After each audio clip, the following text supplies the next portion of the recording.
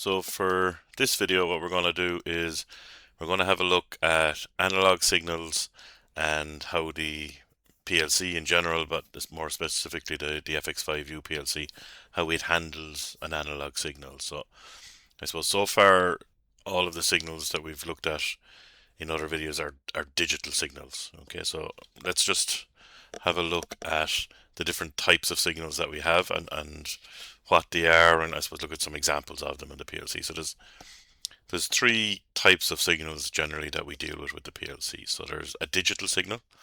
Okay, so digital signal has set values within a range. So for example, the values of 0, 1, 2, 3, 4 in the range of 0 to 4. So there's an example of that. It's I suppose counters is one place we'd have it. So if we're counting products going down along a production line, or cars going into a car park and coming out of it, or something like that. So where we're counting values, that's where we would use digital signals, clean digital signals. So I suppose our digital signals are counters and timers and that, but they're stored in the data registers within the PLC, right?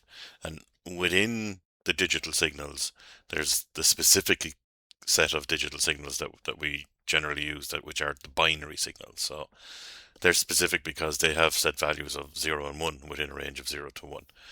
Okay, and they are our bit devices. So our inputs, our outputs, M coils, B bits, any of those bit devices, they're a binary signal. The on, the off, the true, the false, the Boolean signals. Okay.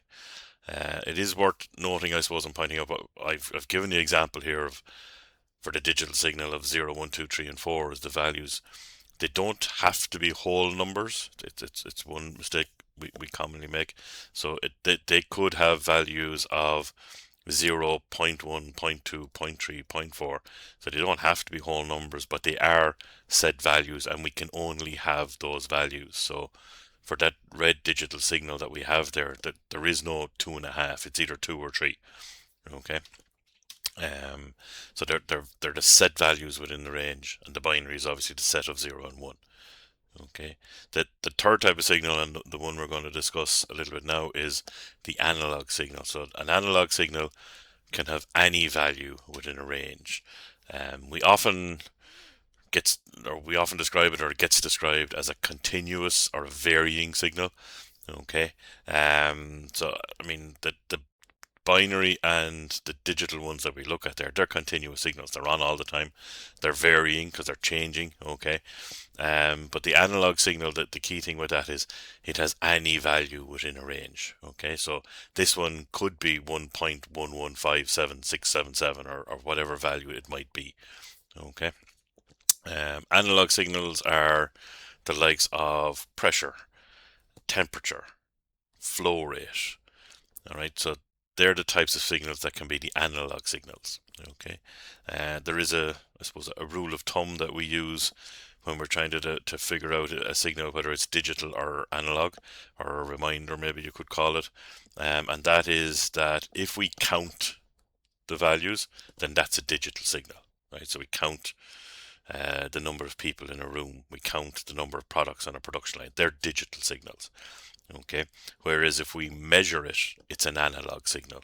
So we measure pressure, we measure temperature, we measure distance. So they're analog signals, and they can have any values. Okay, and so they're the three key things. And so the binary one dealt with again with our inputs, our outputs, our M coils, those types of devices. The digital signals, counters, timers. So if you remember with the timer in the Mitsubishi, there, it's not just, it can't be any time, that it's timed in chunks of, for the standard timer, 100 milliseconds. So that's a digital signal. They're set values separated by 100 milliseconds. Okay, and the digital values, digital signals, they're stored in our data registers. That's where we keep them. Okay, everything in any computer, PLC being a computer, any signal or any information that we want to store in there has to be in the digital format. All right, so the computer doesn't have the capability, or PLCs specifically, doesn't have the capability to store an analog signal. It stores a digital signal. All right. So when we have an analog signal like temperature or pressure or something like that, what we have to do with that is we take that analog signal and when we convert it to a digital signal so that we can store it and use it within the PLC. Okay, and that is what we refer to as analog to digital conversion. Okay, so to do that, and what we do with that is we take the analog signal, okay, and at specific time intervals, what we do is we sample it. Okay, now the time intervals will vary, and we'll have a look at that and the effect that that has. But so along here, we're going to take samples of the signal. So we have sample 1, 2, 3, 4, and 5 in that particular case there. Okay, now we're converting this to a digital signal. So because we're converting it to a digital signal, the signal that we're going to be storing in the PLC, for example, with this one, will either be 1, 2, 3, 4. Okay, so with those samples there, if you look at sample 1, right, when we sample that, it's greater than 1, but it's less than 2. That's where that signal lies. So therefore, at that point, we'll take it as 1. Okay, for sample 2, it's greater than 2, less than 3. So we'll take that as 2. Right? Sample 3 is greater than 2, less than 3. So we take it as 3. Or sorry, as 2. Okay, so it doesn't matter how far between the two of them there are. It's either above one and below the other. That's kind of the way we do it. So if we have a look at the trace that gets created when we sample this signal, that's what our trace would look like. Okay, now it's not very accurate to the analog signal that we have there, but it does follow it along. Okay, now we'll talk a little bit about how we can make it a little bit more accurate, but just before we do that, just to kind of give a little bit more background information, I suppose, around that analog to digital conversion and what exactly we're doing with it.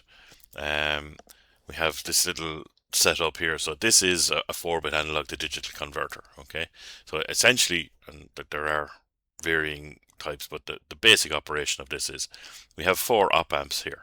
Okay, and each of those op amps is in comparator mode. So we've set them up as a comparator. So we're giving it a reference signal and we're comparing the signal coming back from the sensor to that. Okay, so for this example here, excuse me, the power supply on the right is powering up the op amps and that conversion circuit. The power supply up here on the left is the one that's supplying my sensor, and this potentiometer up here is going to be mimicking my or emulating my sensor in this case. Okay, so the sensor signal then is coming down along this branch here, and as you can see, we're sampling it off here into each of the op amps. Okay, each of the op amps is being fed the reference signal from the 10 volt supply we have here, and we have 4 resistors here, all of equal value. Okay, so therefore we're splitting, it's a voltage divider circuit, and we're splitting the voltage across those by 2.5. So at the bottom here we have 0, then 2.5, 5, 7.5, and 10 volts. There are reference signals going into the op amp. Okay, so currently the thing is off. I'll run this video here in a second. We'll turn it on. So this is measuring the voltage across the sensor. Okay, so we're comparing this voltage, which is our analog input voltage essentially, to these voltages within the comparator. Okay, now with the LEDs here to show us which ones are turned on. Those LEDs will essentially be bits in our register. Okay, so this is a 4-bit register, so as each bit goes on there, it'll represent an increase of a voltage of 2.5. Okay, so let's just play this on and I can talk over it as we go. So we're just adjusting the potentiometer here. Okay, and as we adjust that, you can see the voltage rising here. Once the voltage there goes above 2.5, you can see the first LED comes on. As we continue to rise and it goes above 5, we'll see the second LED coming on. Okay, and so on up to as it goes above 7.5, the third LED will come on. So if I have 3 LEDs, I know my voltage is above 7.5, below 10. Okay, if I have 4 on, I know it's 10 or above. Okay, and each of those, as I said, could be a bit. So we'd have 0, 0, 0, 0. So if I see 1100 in my register, then I know I've got 5 volts. Okay, now as I said, that's what we call a resolution of 2.5 volts. Okay, so the smallest change in voltage that we can measure there is 2.5 volts. So if I see the 7.5, the third LED on there, right, I know it's above 7.5, all right, and below 10, but I don't know where it is within that range. Okay, And that's what we have back here. So this one here, right, if I know this is on, this bit is high, then I know it's above 2, less than 3, but I don't know where in the range it is here. So you can see that the two of these are treated equally. All right. So there you go. Get rid of that off the screen. So how can we make it more accurate? So there's two things that we do to make it more accurate. So the first thing we're going to do is we're going to increase the sample rate. So the sample rate is down here, and the sample rate is how fast do we sample it. Okay, so if we increase the sample rate, we sample faster. So we're taking more samples. Okay, now the orange ones there you can see are the extra samples in there. Okay, so now we're looking, and when we do the sample there and we trace it out, okay, we get the orange trace here, which, so you can see the purple one is just faded away. So we're getting a little bit more accurate, a little bit closer to the green signal. Okay, now problem with sampling it faster, okay, is obviously you need the clock speed to get to the sampling rate you want to. Okay, but we're also using up CPU power because we're sampling, so that the CPU has to do that sample every so often. Okay, and then we also have, as you can see over on the right hand side there, we've increased the amount of data that we're storing, so we need to be able to store more data. Okay, but again, this is still, in this case here, sort of a 4-bit register. We're looking at just 4 values, the values of 1, 2, 3, and 4. Okay, so that's increasing the sample rate. It has helped, okay, and it will help, and if we increase the sample rate more, it would get closer again. Okay, so that's one thing that we can do to improve the accuracy of the signal being represented. Okay, the other thing that we can do to increase the accuracy of the signal is to increase what we call the resolution. Okay, so the resolution is the smallest value that we can read. All right, now it sounds a little bit counterintuitive when we say we increase the resolution. So by increasing the resolution, I can measure a smaller value. Okay. So in this case here, what we're doing is we're now going to be able to read in 0.5s. So now my digital signal is, and my digital values that I have for my signal are 0, 0.51, 1.52, 2.53, 3.54, 4.55. Okay, so that's my values within my range. Okay, now to do that, to increase the resolution in this, okay, what I would have to do is I would have to double the number of op amps that I have. Okay, double this circuit, more resistors, more op amps, so therefore I'm getting a finer resolution on the voltages as we go through it. Okay, but if I do that, okay, if I increase that sample, or that the resolution there, you can see now that the blue trace is getting closer again to the original green trace. Okay, and again, if I change my resolution and went to a quarter of each of those units, I'd get closer again. Okay, so the resolution is one thing that we can do. Okay, the sample rate is the other thing that we can do, and I suppose as with everything, it becomes a trade-off then. Okay, so the sample rate is the speed of processing and the amount of information we're storing. The resolution is a hardware thing, how many op amps, how much of that we're going to build and put in there. Okay, and it's always a trade-off between, right, how accurate do I need to be and how much effort do I want to put into being that accurate, if that makes sense. Okay, so if I'm measuring the miles between the Earth and the Moon, okay, I don't need to be accurate to 2 inches. Okay, I just need to be accurate to within 10 miles. All right, so I don't need that depth of resolution within my signal. Okay, whereas if I'm measuring the distance across the desk, then I will need to be down to decimals of an inch or decimals of a millimeter or wherever I might want to be for measuring that. Okay, so it's just a trade-off between those as to what we want to do and where we do it with it. Okay, now that brings us on then to, I suppose, the FX5U PLC and how it deals with these analog signals. So the FX5U has 2 built-in analog input channels, and it has 1 built-in analog output channel. Okay, so the analog input channels, channel 1, channel 2, when we look at, and we'll have a look, actually we can, I think I have the camera on there, I have, but I don't have it on the PLC, but we'll throw it on the PLC, and we'll just go there, and bear with me when I get it up into position.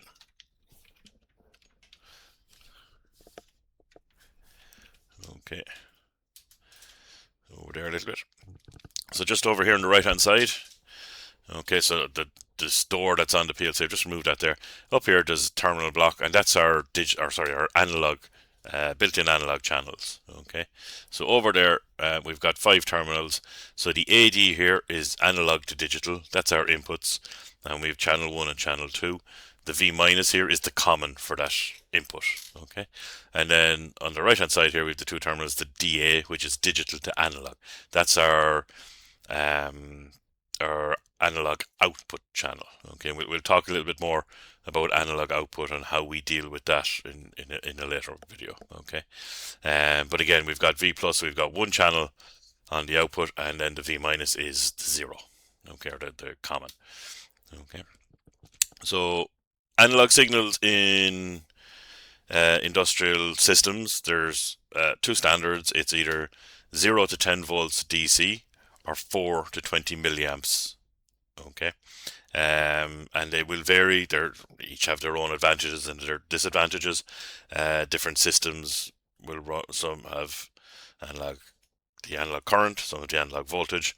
Some PLCs we can have the option of voltage or current. Okay, with the FX5U for the built-in analog, it's only a varying voltage, so it's only 0 to 10 volts. There's no a current. There's no accommodation to measure current on it. Okay.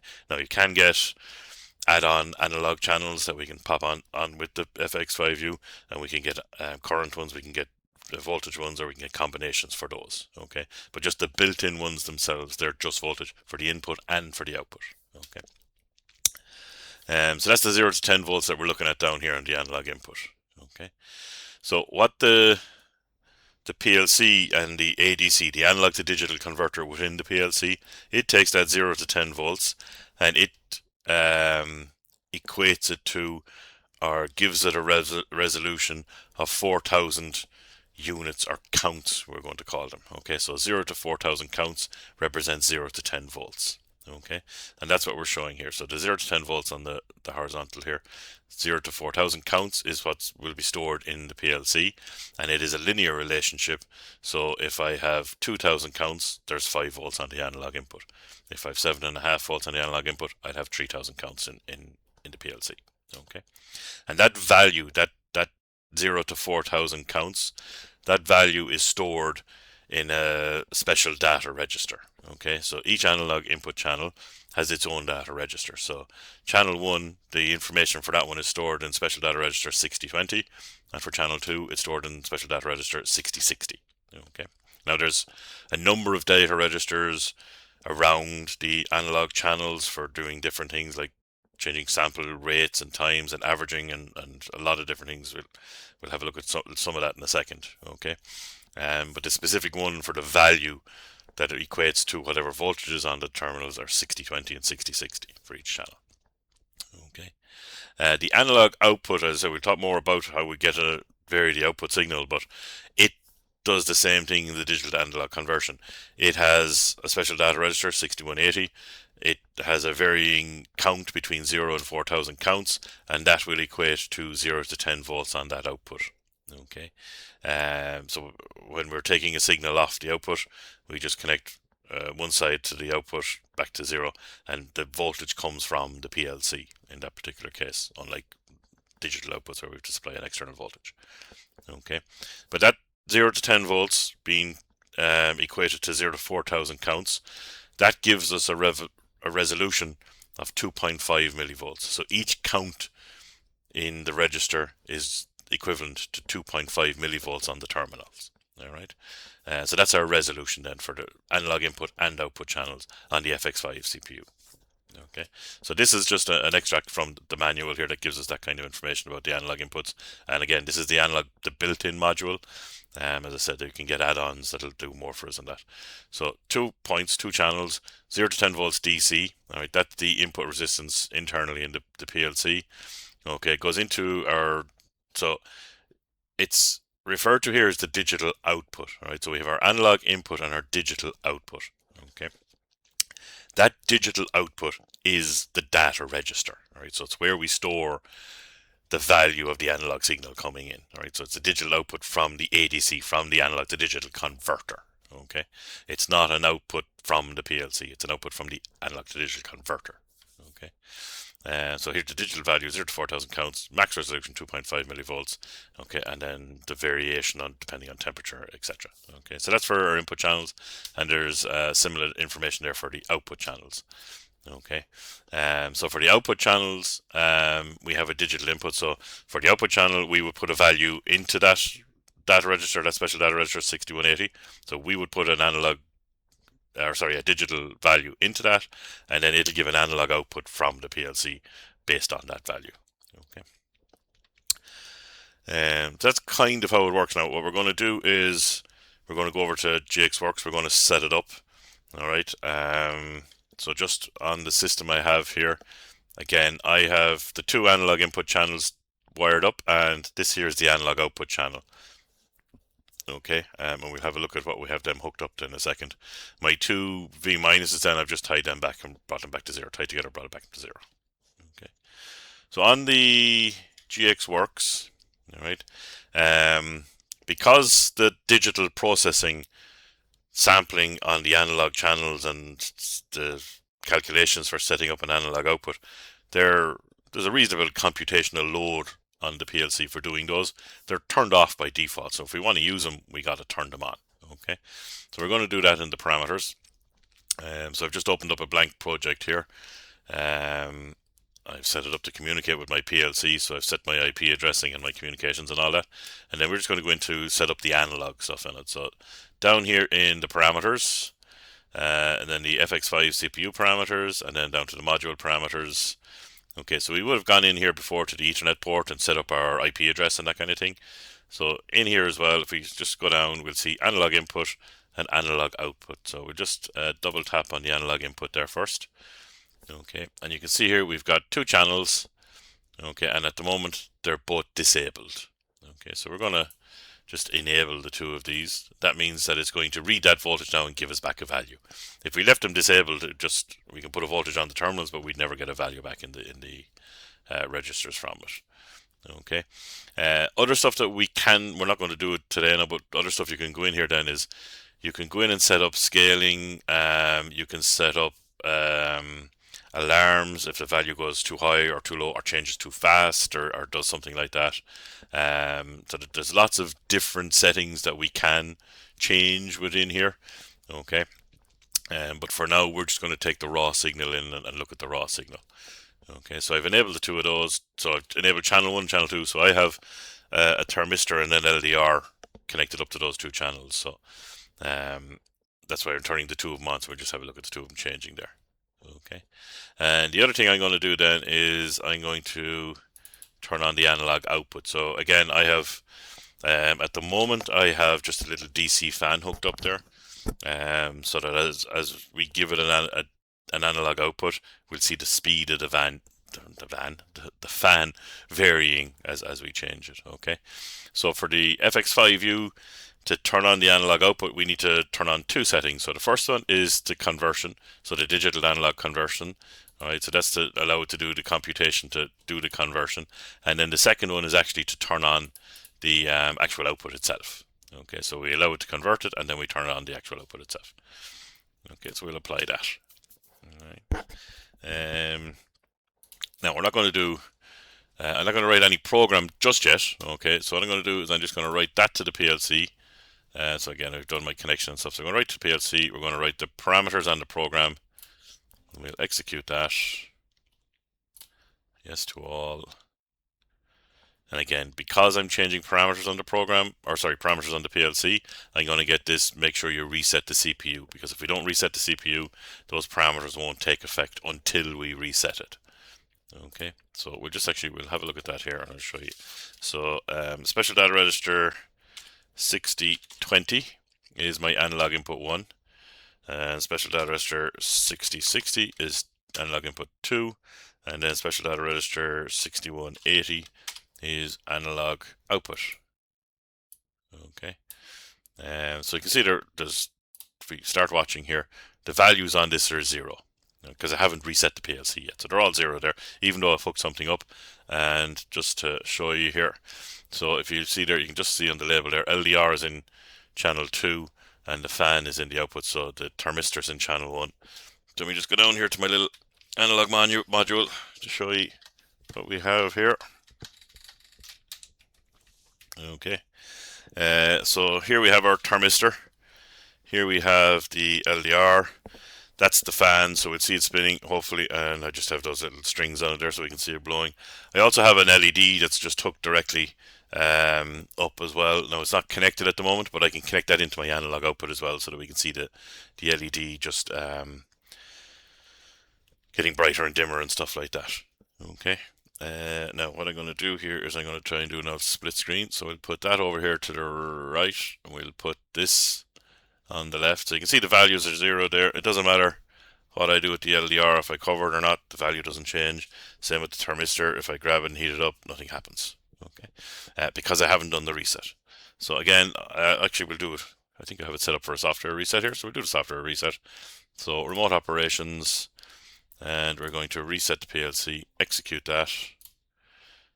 Okay, and we'll just wait for it to happen. So the request has been issued, and then it's gone into run here now. So we have reset the PLC. All right. Oh, sorry, didn't want to do that. No, I don't want to reset it again. Just close. There we go. So now we can see that the analog input is getting values. Okay, and we can see them varying there. And if I go over and put my hand over the LDR, okay, you can see the values have gone up there to 3.7. Take it away, it goes back to 1.716. Okay.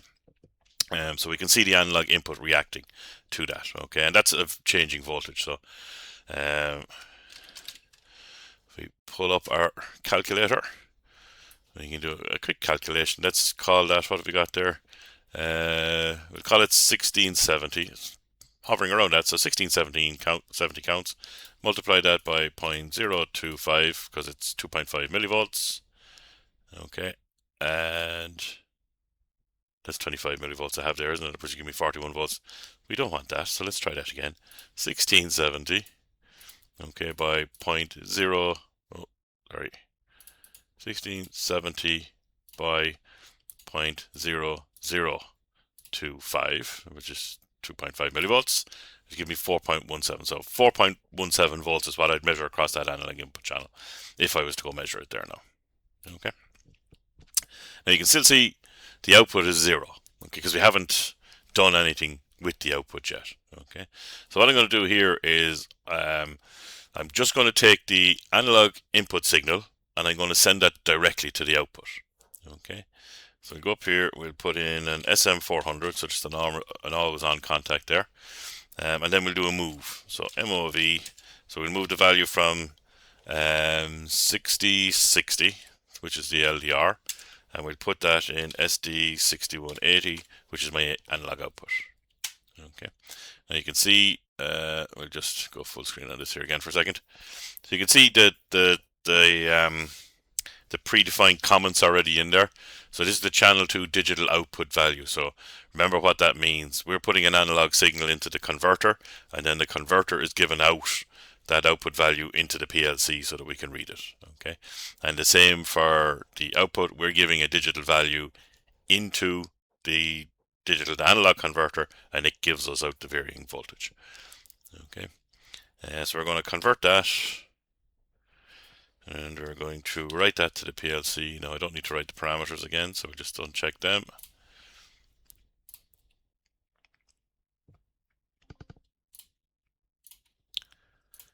Close that, and now we can see that the value is tracking here. Okay, so if we just let's just go back here to our camera. Okay, so the fan isn't doing anything there at the moment. If I put my hand over the LDR, the voltage on the input goes up, the voltage on the output goes up, and then you can see the fan start to spin. Okay, the more I cover it, the faster it'll spin, and you can see the strings start to pick up a little bit there. They're a bit lazy this evening, but I give them an out stretch out there and see. Will that help them? Okay, so if I cover it, you can see them picking up a little bit. Now with that LDR, the light gets in the side of it and stuff, so I have a very technical piece of equipment here, an old bottle cap that if I put it on, I will block most of the light, and you can see that the strings are gotten a little bit stronger. Okay, if we just pop that to the right and bring this back up so we can see our values. Okay, so we're still only running there at just under 5 volts. Where are we at? Maybe about 4.5 volts or something like that. Okay. So this is it's a 24 volt DC fan is what I have there. So we're still not getting full speed out of it, but you can see, as I said, with the strings there, you can see the variation. You can see it moving, and you can just about make it out on the impellers on the fan as well. Then, okay. So that's our analog input and our analog output. Now, I suppose one of the things that we might want to do, and as I said, we can go into the parameters and we can scale in the parameters and do things like that. Okay, but sometimes we want to do it maybe just in the program at certain times and that. So what I'm going to do here is I'm going to create sort of a little bit of scaling in here. So instead of taking the input signal and sending it direct to the output, what I'm going to do is I'm going to take the input signal, I'm going to double it, and then put that to the output. Okay. Now, we're going to show you a couple of things on this, right? So we'll just get rid of this here first. All right, so we could be tempted to do just a multiply. Okay, so we could say, right, multiply the analog input channel by 2 and send that straight to the analog output channel. Okay, so we could be tempted to do that, right? Because that's kind of what we want to do, all right? But remember, when we use the multiplication function in the FX5U, that ties up 2 registers. Right? It takes the register that we name plus the next sequential register. Okay, so it'll take 6180 and 6181 in this case. Okay, now as I said to you, they're the registers that give us the values we're looking at. But there are a number of registers around that set up different things for the analog output channel, like sample rates and averaging and all that kind of thing. Okay, so we don't want to be doing that because we're going to be putting a value into another register that we don't want to. Okay, so always, and it's always cleaner with data anyway, to put that into a separate data register. So we're taking the input channel, we're putting it into a data register, and then we will move the data register that we've set up, move that value out. So we have a nice clean move from one register to another. Now, D101 is being tied up by the multiplication in the background. I would need on my schedule to note that and have it locked off, okay? But don't need it in this case, so I don't need the use of that one in this particular case. So it'll just be tied up in the background on me, but it'll be fine. Okay, so I'll just get rid of this slide again. All right, so we'll convert that. Okay, now nothing has changed yet because we haven't written it. So we'll write it to the PLC. I do have the program ticked here, so we're just writing the program. So we're going to stop, and we'll write it. You can see the values here are freezing because, the output is turned off because we put it in stop. The input still read when we're in stop. Now when we hit yes here to put it back into run, we'll see an output value which should be double the input value. Okay, and if we put this back to the right, we'll see our fan running away healthily there. Okay, and then if we take this off, we'll see it slow down. So if you remember, the last time I had it off, the fan stopped. Okay, because the voltage had dropped so low that it didn't have the voltage to make it run. Okay, but if we add a little bit of light here, okay, as we add light, you'll see the voltage drops, and then the fan will cut out. Okay, because the voltage out to the fan, it needs a minimum of a couple of volts, I think, to make it run. But again, as we take away the light, you'll see it's just start to run. I have one of the impellers with a bit of white tape on it there so you can see it. Okay, and as we get less and less light, you can see it speeding up. Okay, the strings aren't really doing a lot for us there this evening, but that happens sometimes. Again, if we bring back our cap, you'll see them pick up a little bit. They're very lazy mood. There he is off now. Okay, if I take this away, he'll drop down. Again, add a bit of light, it'll drop off. And again, let me put that back on. Hopefully we'll see him picking up there now on his own. Not much in the mood for tonight. Okay.